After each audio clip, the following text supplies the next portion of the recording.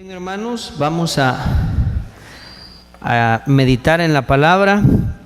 Vamos a continuar hablando de parábolas, hermanos, hablando de las parábolas. Le voy a pedir que busquen su Biblia. Trajo Biblia, ¿verdad? Por favor, busquen su Biblia, Marcos capítulo 4, versículos del 30 al 32. Vamos a abrir nuestras Biblias, Marcos capítulo 30, versículo. Porque si alguien me dice, ¿dónde está el reino de Dios? Pueden verlo. No es algo físico, es un asunto espiritual. No hay, ¿cómo se dice? Fronteras que podamos decir, como El Salvador, ¿verdad? Que uno llega a la frontera de la Echadura y uno dice, hasta aquí llega El Salvador, el río, ¿cómo se llama ese? El río Huascorán. Paz, gracias. Hasta ahí llega el Salvador, de ahí para allá Guatemala hay fronteras que usted puede identificar. En el reino de Dios no hay. El reino de Dios es un reino espiritual. Entonces Jesús ahora está pasando con estas enseñanzas, está ilustrándoles a sus discípulos cómo podemos pasar de lo natural a lo espiritual. Y hay un símbolo que quizás es el mayor significado de esta parábola, es acerca de las cosas pequeñas, como en el Señor las cosas pequeñas se vuelven grandes, porque Dios engrandece lo pequeño. Dios hace cosas grandes de cosas pequeñas. Dios hace cosas grandes de cosas pequeñas. Y el árbol, en el caso de la naturaleza, es un símbolo de grandeza y de poder terrenal. Por eso el Señor habla de que creceremos también nosotros como los árboles que crecen en el Líbano, altos y frondosos y fuertes. Nos compara el Señor incluso con árboles que se mantienen fuertes y que crecen alto. Ahora, el reino de Dios es utilizada esta parábola para ilustrar justamente el crecimiento. Y algunos detalles acerca del crecimiento, mis hermanos, yo quiero mencionar, por ejemplo, acerca de el origen del reino de Dios. Cuando el reino de Dios comienza, ¿quién es el precursor del reino de Dios? ¿Quién es el que da origen al reino de Dios en la tierra? ¿Quién? Jesús. Jesús dijo que el reino de los cielos se ha acercado, que su reino no es de este mundo, dijo. Él vino a anunciarnos el reino, Él trajo consigo el reino de Dios. Entonces el precursor del reino de Dios es Jesús. Ahora, tratemos de ver a Jesús. ¿Cómo fue al final, si tuviéramos que definir la vida de Jesús? ¿Jesús fue un hombre rico? ¿Tenía riquezas Jesús? No tenía. En alguna oportunidad le dijo a sus seguidores, les dijo, las zorras tienen guaridas, les dijo, las aves de los cielos tienen nidos, pero el Hijo del Hombre, les dijo, no tiene dónde recostar su cabeza. Y les decía esto a los que lo querían seguir, tratando de hacerles saber: si ustedes me siguen porque la gente dice que soy rey, y ustedes creen que en algún momento yo voy a ser el rey de todo lo que ahora conocemos como el Imperio Romano, yo voy a llegar a ser rey de Israel, y ustedes van a tener algún puesto importante por seguirme, están equivocados. Porque si ustedes me están siguiendo por amor a cosas materiales o algún cargo, se equivocaron, porque yo no tengo nada terrenal que ofrecerles. Eso es lo que Jesús les dio a entender con esas parábolas. Las zorras tienen guaridas, las aves del cielo tienen nido, pero yo no tengo ni dónde recostar mi cabeza. Entonces Jesús, podemos decir que pasó desapercibido en términos materiales. Jesús no fue un hombre que con muchas riquezas, fue un hombre sencillo en ese sentido. Y su muerte, ¿cómo fue el fin de la vida de Jesús? La historia entre los judíos, ¿cuál fue el fin de la vida de Jesús? ¿Cómo murió Jesús? Sí, pero para la ley, ¿cómo murió? Como un malhechor, porque la figura que él murió entre dos malhechores, o sea, para los judíos Jesús era un impostor, un malhechor. Entonces vean que el reino de Dios comenzó con un hombre que vivió de una forma sencilla y murió como un malhechor. Ese es el inicio del reino de Dios. ¿Y quién diría que eso en algún momento podía llegar a trascender, a convertirse en como en nuestros tiempos, que es, llamémoslo así, la religión, una de las religiones más grandes del mundo? Porque Jesús, su reino ha trascendido a través del tiempo, a través de la distancia, a través de los lugares, con algo tan pequeño como un hombre que nació en un pesebre. Jesús no nació en un castillo. ¿Dónde nació? En un pesebre, ¿verdad? Siendo rey, nació en un pesebre. Entonces así comienzan las cosas grandes en el Señor, de cosas pequeñas. Ahora, sigamos hablando del Evangelio, de los inicios del Evangelio. Dígame, ¿cuál fue, después que Jesús murió, qué tan grande era el grupo de seguidores que Jesús dejó, de discípulos que Jesús dejó cuando Él murió? La Biblia nos da una idea. ¿Alguien lo recuerda? En el libro de los Hechos, como 120. Así dice que los que se habían quedado esperando la promesa del Señor en el aposento alto, en el libro de los Hechos, en el capítulo 1 y 2, dice que eran como 120 los discípulos que quedaron después de que a Jesús lo asesinaron y que lo sepultaron. Algunos de ellos dijeron, pues hasta aquí se acabó, ¿verdad? Ya este movimiento ya se terminó. Entonces solo eran como 120. ¿Y qué tipo de personas eran las que seguían a Jesús? Esos 120. Pedro, dice la Biblia, que era un hombre ignorante, ¿va? Por decirlo en términos, un hombre sin letras, dice, y del vulgo. O sea, era un hombre, ¿qué? Iletrado, un pescador ignorante, dirían algunos. ¿Qué trascendente puede ser este hombre? Así es como ellos, como la gente veía a los seguidores de Jesús, gente pecadora, porque Jesús, ¿quiénes lo seguían? Los pecadores.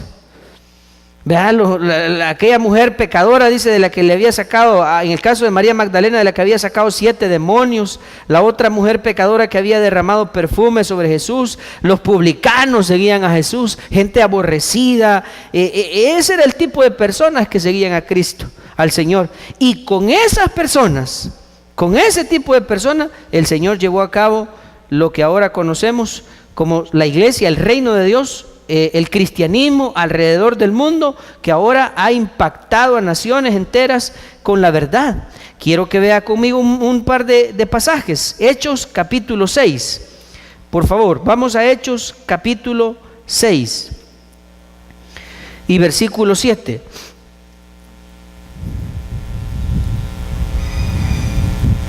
Dice: y crecía la palabra del Señor, y el número de los discípulos, ¿qué sucedía, hermano? ¿Cómo se multiplicaba? Grandemente.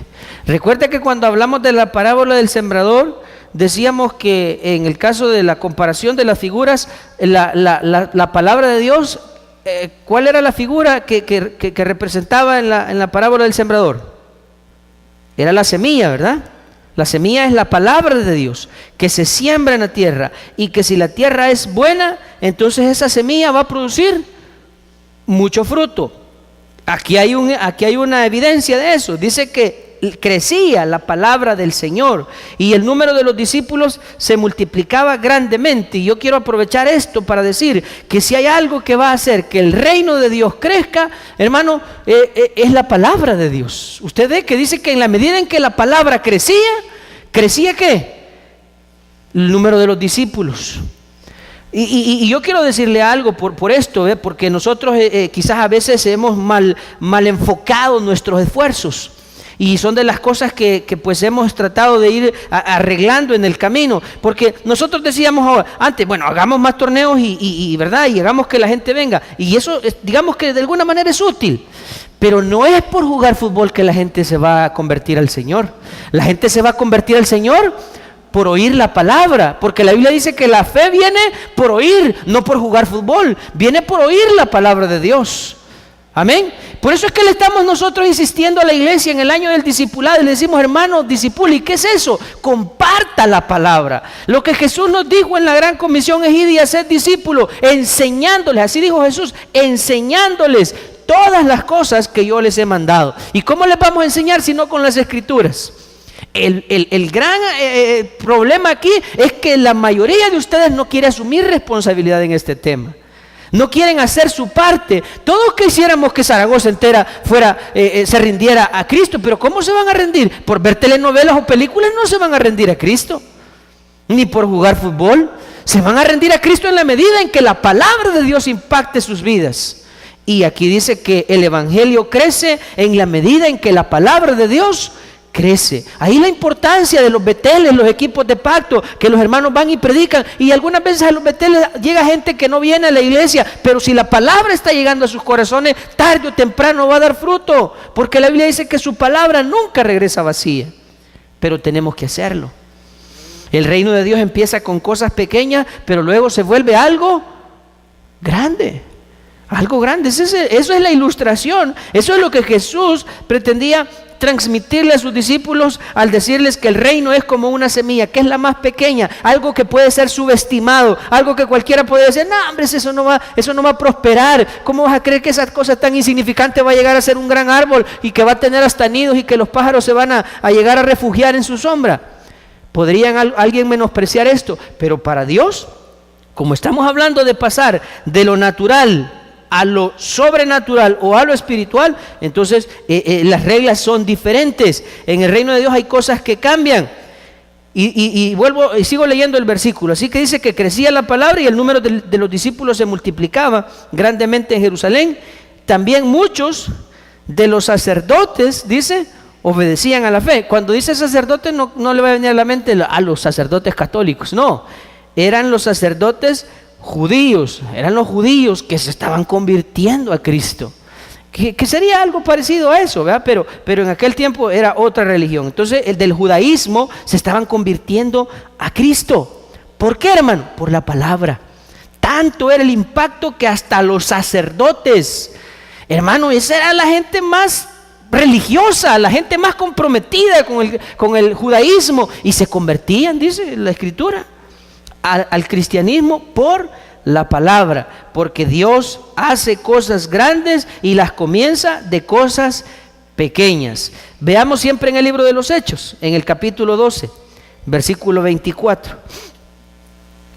Hechos, capítulo 12, versículo 24. Dice: pero la palabra del Señor, dice, crecía. ¿Y qué pasaba? Y se multiplicaba. Es decir, ahí una vez más dice que el reino de Dios nos ilustra que la palabra del Señor crecía y se multiplicaba. ¿Por qué es que ahora las iglesias no crecen como creció la iglesia al principio? La iglesia, porque la iglesia nace con Jesús, después de Jesús nace la iglesia. Lo que hoy nosotros decimos la iglesia cristiana. Pero ¿por qué en nuestros días la iglesia no crece? Porque nosotros no hacemos lo que hacían los primeros cristianos. Dios tuvo que de alguna manera incomodarlos a los discípulos, a los primeros discípulos, para que de esa manera ellos tuvieran que propagar el evangelio en todo el mundo conocido. Y es que se desató sobre la iglesia una gran persecución.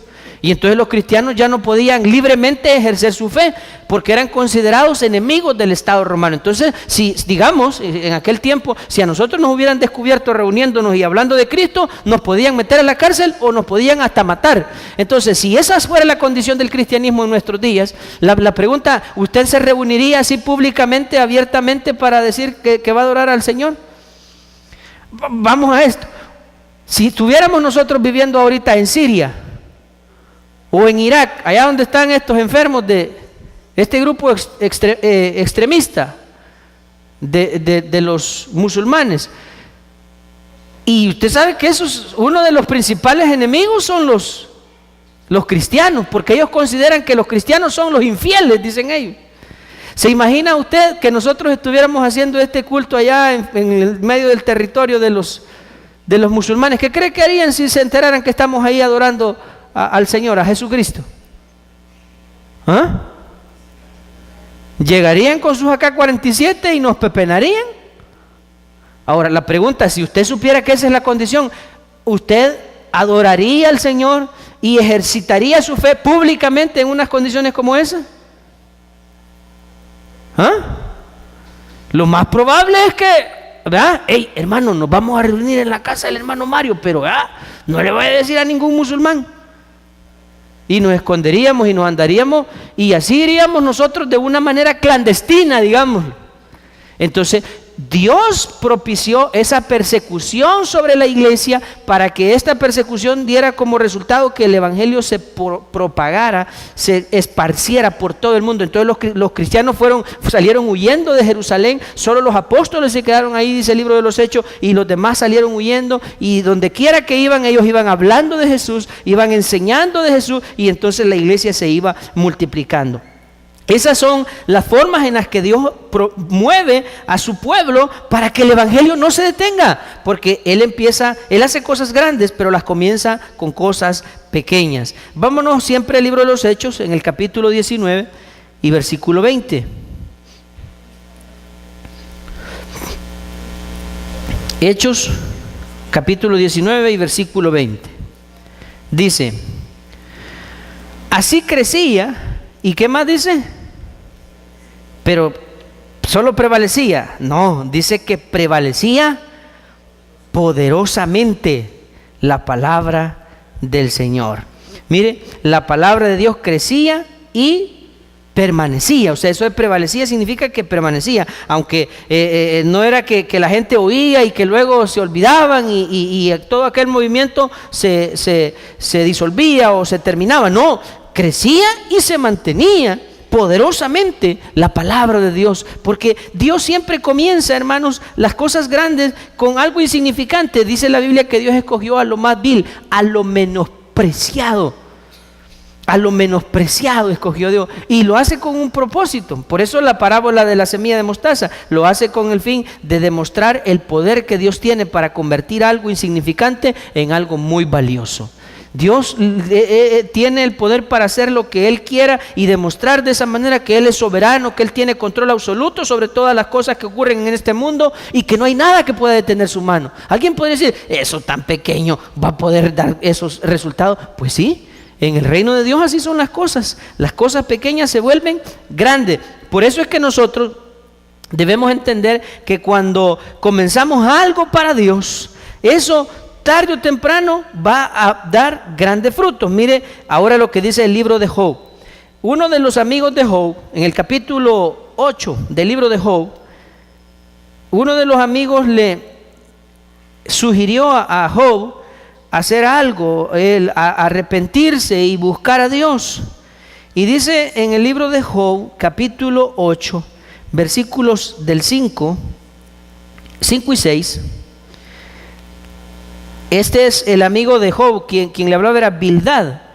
Él estaba también aconsejando que como la interpretación que ellos habían hecho de lo que a Job le pasaba es que Job andaba en pecado, que Job había pecado contra Dios, que sus hijos habían ofendido a Dios y que por eso le habían venido todas estas desgracias. Entonces ahora ellos le estaban sugiriendo que él se volviera a Dios y que aunque su comienzo fuera pequeño, pero que luego su final iba a ser grande. Y dice en el versículo 5, le dicen: si tú de mañana buscaras a Dios y rogaras al Todopoderoso, si fueres limpio y recto, ciertamente, dice, luego despertará por ti y hará prosperar, dice, la morada de tu justicia. El versículo 7, no sé si lo puse ahí, pero dice, y aunque tu principio, y si usted tiene su Biblia ahí, haya sido pequeño, tu postrer estado, dice, será muy grande. Aunque tu principio haya sido pequeño, tu postrer estado será muy grande. En el reino de Dios usted y yo podemos comenzar pequeños, pero el Señor se va a encargar de hacer que eso se vuelva grande. Es el Señor el que nos está haciendo esa afirmación. Y esto nos sirve para lo siguiente, porque nos puede suceder o nos ocurre que a los que le servimos a Dios, a los que tratamos de ser útiles en el reino de Dios, en algunos momentos nos topamos con ciertos obstáculos, ciertas trabas en el camino. Al querer llevar a cabo la obra de Dios nos vamos a encontrar que hay oposición, que hay algunas barreras que tratan de detener la obra que Dios quiere llevar a cabo, y eso algunas veces nos desalienta. Algunas veces eso desanima a los siervos de Dios. Le pasó a Elías. Elías en su momento, cuando él ejerció su ministerio, dice que él se topó con esta mujer Jezabel, con el rey Acab y con Jezabel. Y la historia dice que en un momento Elías tuvo una confrontación espiritual con los profetas de Baal. ¿Recuerda la historia? Hicieron una especie de reto, ¿verdad? Un desafío, ¿verdad? Ustedes clamen a Baal y yo voy a invocar el nombre de Jehová, y el Dios que conteste, ese es el Dios verdadero. Y luego que hubo la respuesta, que solamente obviamente nuestro Dios responde a Elías, y Baal no respondió a los profetas de Baal, entonces Elías acabó con la vida de todos esos profetas. 450 dice que eran los profetas de Baal, más otros de Acera que estaban ahí también, otros profetas de otro Dios falso.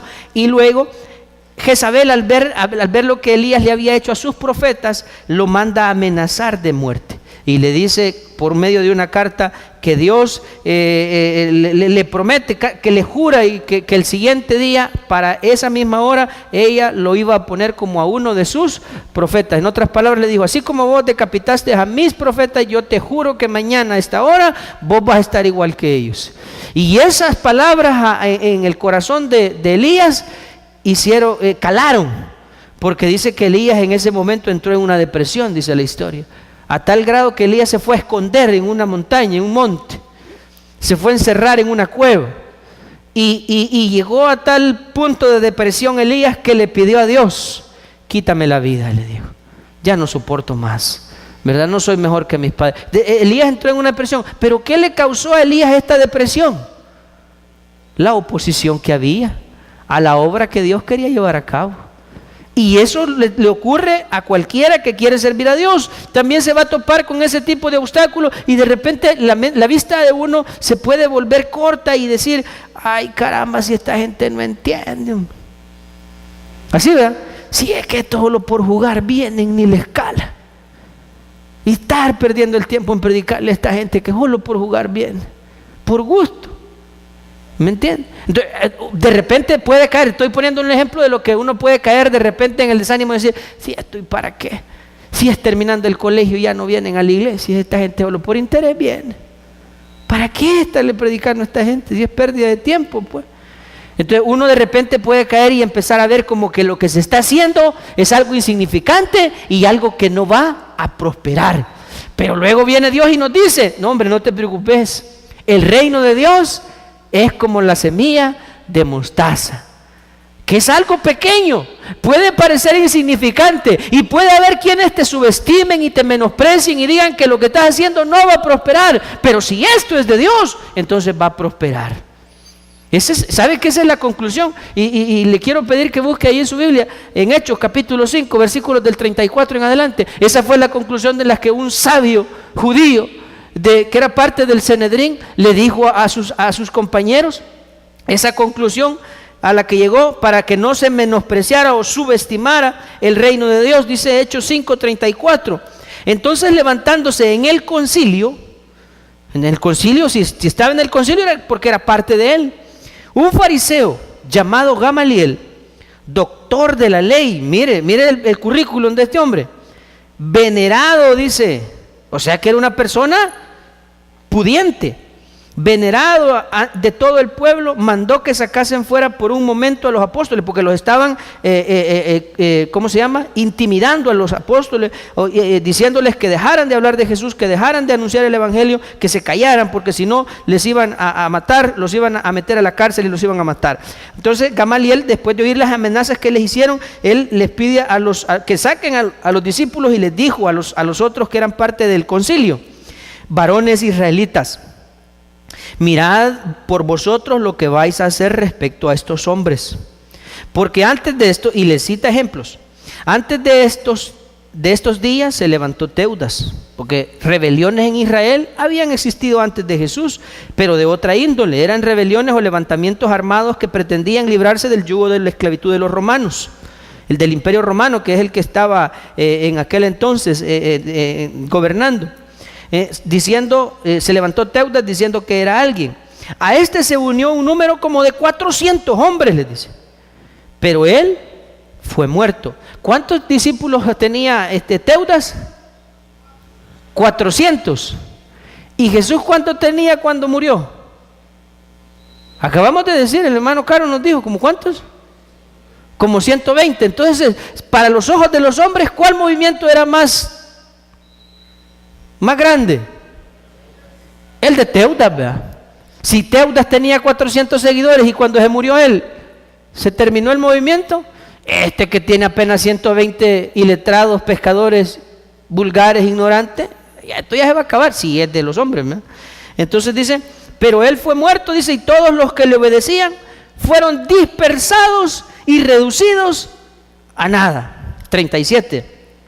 Después de este también se levantó Judas el Galileo en los días del censo y llevó en pos de sí, dice, a mucho pueblo. Puede ser que haya sido hasta más, porque si aquí eran 400 y no dice que era mucho, puede ser que este haya sido más gente. Pereció también él y todos los que le obedecían fueron dispersados. Vale. Y ahora os digo, apartaos de estos hombres y dejadlos, porque si este consejo o esta obra es de los hombres, se desvanecerá. Mas si es de Dios, ¿cómo le dice? No la podréis destruir. No seáis tal vez hallados luchando contra Dios. Y la pregunta es, ¿y los judíos pudieron destruir esa obra? ¿Pudieron destruirla? ¿Y cuántos eran? 120 pecadores, vulgares, ignorantes. Pero a esos 120, lo más vil, lo menospreciado, lo que no es, escogió Dios para avergonzar a los sabios. Con cosas pequeñas, Dios hizo cosas. ¿Por qué? Porque esto es de Dios. Entonces esa es la lección que también Dios nos da a los que le servimos a Él. Y dice, mira, puede ser que ahorita las cosas se vean pequeñas y puede ser que los demás te menosprecien, como pudo haber pasado en el concilio de los judíos. 120 más eran los de Teudas, tenía más Judas y todo se desvaneció, todo se acabó cuando ellos se murieron. Si ya matamos a Jesús, ya se va a terminar esto. Pero no se terminó, porque si es de hombre se termina, pero si es de Dios, nadie lo va a poder detener.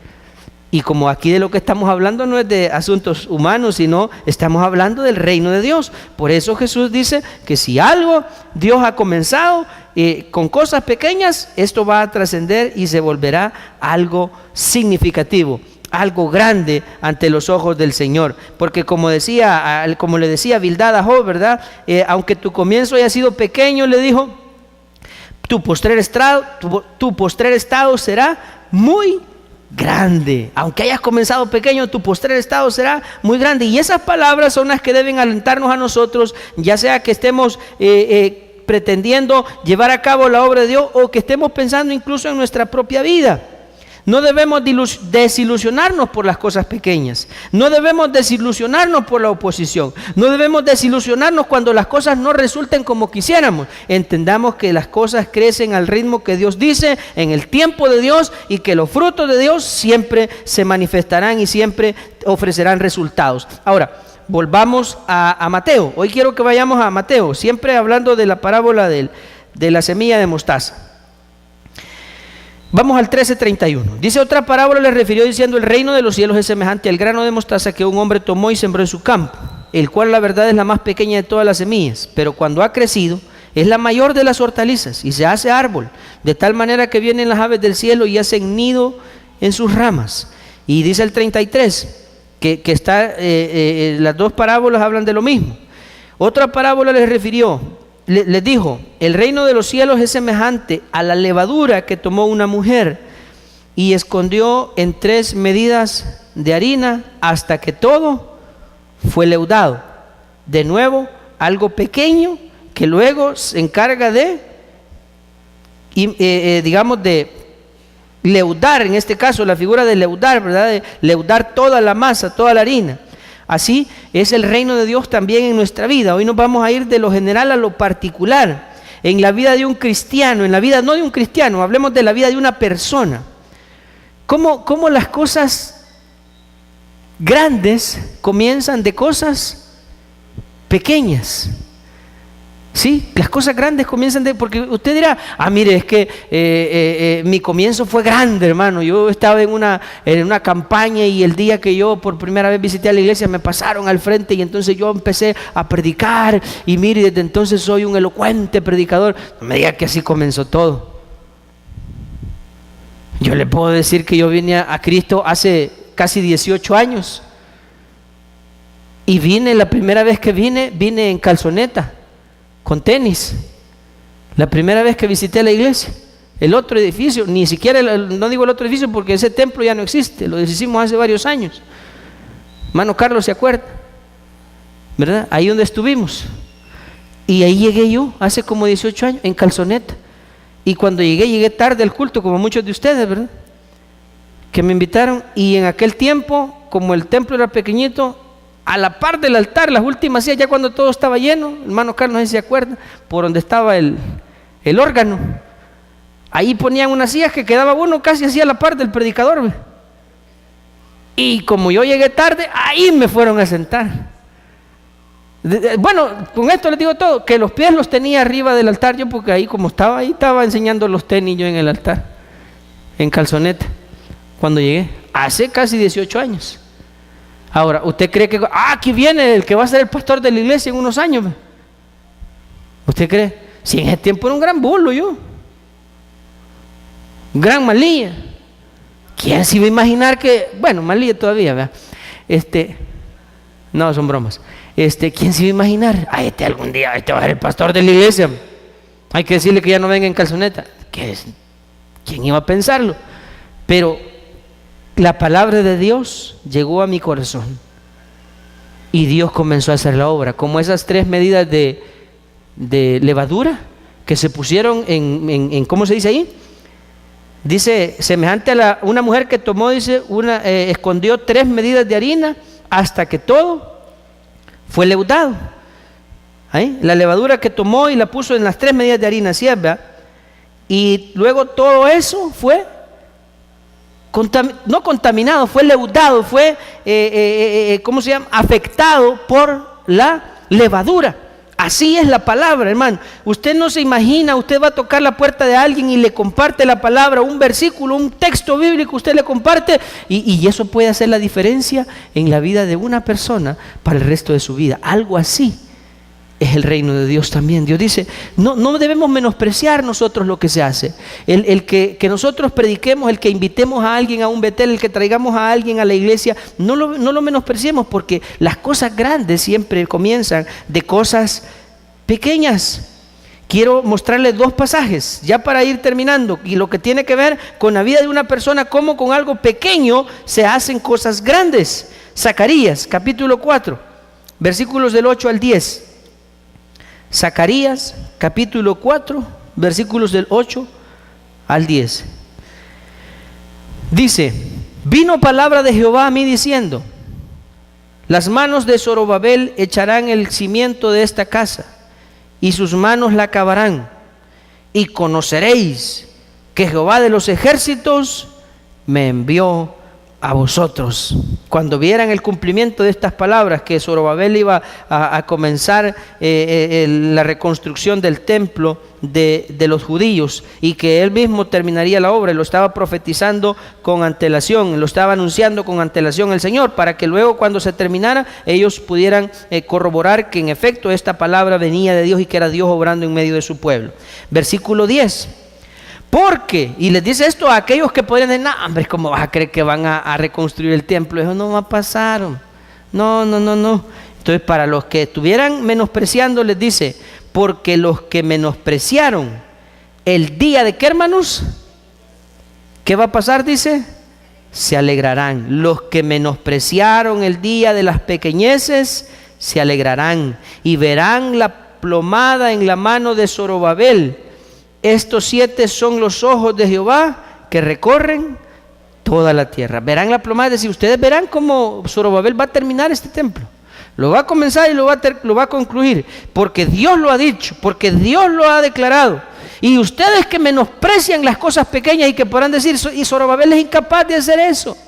Ustedes que menosprecian las cosas pequeñas se van a alegrar cuando vean la obra de Dios. Así es, hermano, la vida de alguien. Usted dice, no, ¿y este bolo qué va a andar? Este panantillo viene a la iglesia. No menosprecia a nadie, porque Dios hace cosas grandes de cosas pequeñas. Es más, usted mismo es una evidencia de eso, porque no me venga a decir que usted es la gran cosa. Y aquí está, mire, hoy Dios le ha dado el privilegio de ser llamado su hijo. Amén. Porque si usted viene aquí a jactarse, no, es que a mí no podía dejarme de afuera el Señor, hermano. Yo soy una gran persona. Está engañado. Amén. Nosotros igual éramos insignificantes. No hay nada en nosotros que pudiera hacernos especiales o más importantes que nadie en este mundo. Si Dios nos escogió es por su misericordia. Entonces, y Él hace cosas grandes de cosas pequeñas, ¿verdad? Vaya a Filipenses, esta es la última cita. Filipenses capítulo 1, versículo 6. Porque también ocurre que hay quienes dicen, ay Señor, si a mí me cuesta caminar con Dios, y yo vengo a la iglesia, pero yo a veces veo que no avanzo, que no crezco, y a veces hasta dudo si de verdad he nacido de nuevo, porque no veo frutos en mi vida, dirá alguien, ¿verdad? Y se sentirá mal. Pero Dios tiene una palabra para los que piensan de esa forma, y dice, Filipenses 1:6, Pablo dice, estando persuadido de esto, es decir, estoy convencido de esto. ¿Y de qué estaba convencido Pablo? Que el que comenzó en vosotros la buena obra, ¿qué dice que va a hacer? Pregunta importante. ¿Usted cree que nuestro Dios es un Dios mediocre? ¿Ah? ¿Qué quiere decir que si Dios es Dios mediocre? ¿Dejará Dios cosas a medias? Ahí dice que el que comenzó la buena obra la va a terminar. Y cuando dice la va a perfeccionar, es que hasta que esté terminada, acabada, completa, perfecta, como Dios ha dispuesto que sea, hasta entonces Dios va a parar su obra. Antes no. Y nuestro Dios no es alguien que deja las cosas a medias. Así es que si usted ha sido escogido por Dios, que no le quepa la menor duda que lo que Dios ha comenzado con usted lo va a terminar. Aunque lo que usted ve ahora sea algo pequeño, lo que usted ve es una semilla de mostaza, algo insignificante, Dios dice que eso se va a convertir en una de las plantas más grandes que hay, de tal manera que las aves del cielo van a venir a hacer nido en ella. Eso habla de cómo Dios va a usar su vida para que otros también sean bendecidos a través de usted. Puede ser que usted ahora no lo vea. Puede ser que usted ahora menosprecie lo que Dios está diciendo o la obra que Dios quiere hacer en su vida, pero para Dios no hay nada imposible. Y Dios siempre hace cosas grandes, pero las comienza de cosas pequeñas. Así es que el que tenga oídos para oír, que oiga. Oremos al Señor. Dios mío, gracias por ilustrarnos, Señor, por enseñarnos que aunque